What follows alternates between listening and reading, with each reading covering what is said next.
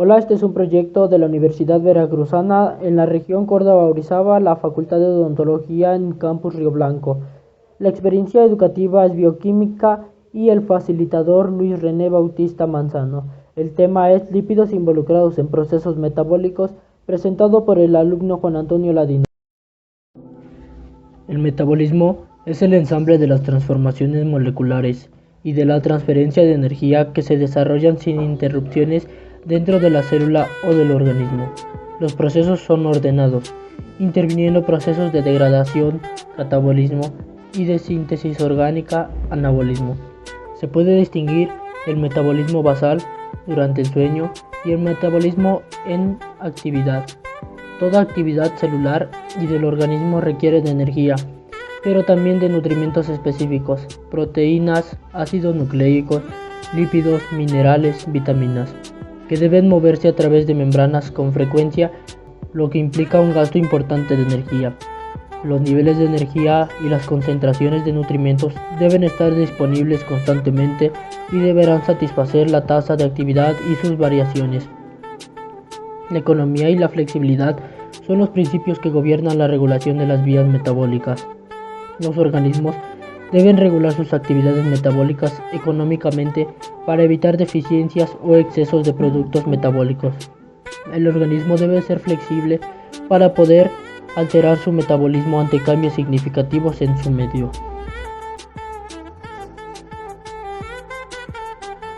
Los lípidos son unas moléculas compuestas de ácidos grasos. Existen numerosos tipos y constituyen la materia grasa orgánica. Los lípidos tienen un papel en la estabilización de la temperatura corporal por el aislamiento térmico, en la producción de energía y en el almacenamiento de esta energía en el aporte nutritivo y en la formación de las membranas celulares. El punto más importante es conocer cuáles de los lípidos son aquellos que participan en estos procesos metabólicos. Entre ellos destacan principalmente el colesterol, que se trata de una molécula básica para el organismo. No siempre es malo, pese a que muchos lo consideran. El colesterol se encuentra en las membranas celulares y es el precursor de sustancias distintas como hormonas, esteroides o de ciertas vitaminas. Una determinada cantidad de colesterol es esencial para un buen funcionamiento del cuerpo, pero un exceso hace que se acumulen los vasos sanguíneos, pudiendo taponearse corriendo el riesgo de problemas isquémicos o de infartos. Después tenemos los fosfolípidos, que se componen por cadenas de ácidos grasos, glicerol y fosfato. Forman las conocidas estructuras hidrófobas, es decir, que repelen el agua.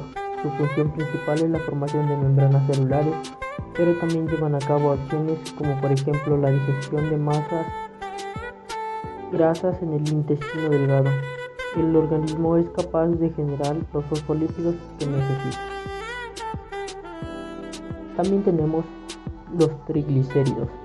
Son formados por alcohol y grasa. Se tratan de moléculas que convierten el exceso de azúcares o de energía del organismo, formando sus reservas energéticas, como sucede con el colesterol. Un exceso de triglicéridos en el cuerpo está asociado a problemas de la salud. Por ejemplo, trioleína, trimiristina y triestearina. Por otro lado, tenemos a los glucolípidos, que son grasas que contienen moléculas de azúcar en su estructura. Su función principal está vinculada al sistema inmune. Se encuentran en la zona externa de la membrana celular y actúan como señal para el sistema inmune. Y por último tenemos a los esteroides, que son moléculas formadas por hormonas y colesterol. Los estrógenos o la testosterona son algunos ejemplos. Necesitan colesterol para sintetizarse y desempeñan funciones activadoras y reguladoras. Los lípidos están presentes en la dieta, en las grasas animales y vegetales, en la carne, en el queso. El consumo excesivo de algunos lípidos promueve la enfermedad cardiovascular. Los ácidos grasos del pescado o de los vegetales son menos dañinos que las grasas animales. Como se mencionó, no todos los lípidos son iguales. En relación con ello, un estudio publicado en Biofis Acta los clasifica en los siguientes grupos: triglicéridos, fosfolípidos, colesterol, glucolípidos, esteroides. En este sentido, según el tipo que sean, llevarán a cabo diferentes funciones esenciales. Así pues, de acuerdo con lo establecido por la ciencia, veremos sus acciones más relevantes. Reserva de energía. La función principal de las grasas es ser reservorio energético para el cuerpo. Ello quiere decir que, cuando se necesite energía y no se disponga de carbohidratos, se liberarán los lípidos almacenados. Así pues, 1 gramo de grasa aporta 9 kilocalorías. Formación de estructuras. Los lípidos como el colesterol y los fosfolípidos forman parte de todas las membranas celulares. Por este motivo, son indispensables para conformar las estructuras del organismo. Transporte de sustancias. Existen lípidos que funcionan como transportadores de otras sustancias no solubles en agua dentro del cuerpo humano. En general, los ácidos biliares y las lipoproteínas son los encargados de esta tarea. Regulación térmica. La grasa que se almacena debajo de la piel, junto a la que recubre los órganos, funcionan como aislantes y protectores del frío. Así pues, lo que hacen es evitar que el calor se disipe hacia el exterior. Los ácidos grasos son los componentes principales de los lípidos complejos, triacilgliceroles, fosfolípidos. Los triacilgliceroles son la forma más importante de almacenamiento de energía en los animales. Este tipo de almacenamiento presenta sus ventajas. Al oxidarse el carbono de los ácidos grasos producen más ATP que cualquier otra forma de carbono. Además, los lípidos están menos hidratados que los polisacáridos, por lo que ocupan menos espacio. Los ácidos grasos se incorporan a las membranas celulares. El principal órgano de interconversión y metabolismo de lípidos es el hígado. La digestión de estos compuestos es un proceso que comprende diferentes etapas. Absorción. Más del 95% de los lípidos que provienen de la dieta son triglicéridos. Así pues, el 5% restante se compone de otros tipos. En concreto, la absorción sucede en la primera y segunda porción del intestino delgado. Como se explicó, las grasas alimentarias son incapaces de solubilizarse en agua. Por lo tanto, para que puedan trasladarse en el plasma sanguíneo y sea posible la absorción intestinal, es necesario que se degraden a partículas de menor tamaño. Emulsificación. Para que sea posible la absorción, las grasas sufren un proceso de emulsificación. Son los ácidos biliares del hígado los que funcionan como emulsionantes y permiten la formación de micelas, cápsulas que contienen sustancias lipídicas en su interior, pero en su exterior están en contacto con el agua. Los mismos se liberan hacia el duodeno tras la llegada de las grasas y logran que la superficie de contacto de este aumente, permitiendo que la acción de las enzimas sea efectiva. Digestión. Después de la emulsificación, las grasas son hidrolizadas o degradadas por enzimas sintetizadas por el páncreas. En concreto, estas son proteínas capaces de romper los enlaces que las unen. Entre ellas, la más importante en esta tarea es la lipasa pancreática. La acción que tiene la misma es liberar las uniones entre el glicerol y los ácidos grasos. Sin embargo, este órgano también produce, sintetiza y libera otras enzimas que se encargan de degradar el colesterol y los fosfolípidos, como así también los carbohidratos y las proteínas. Metabolización.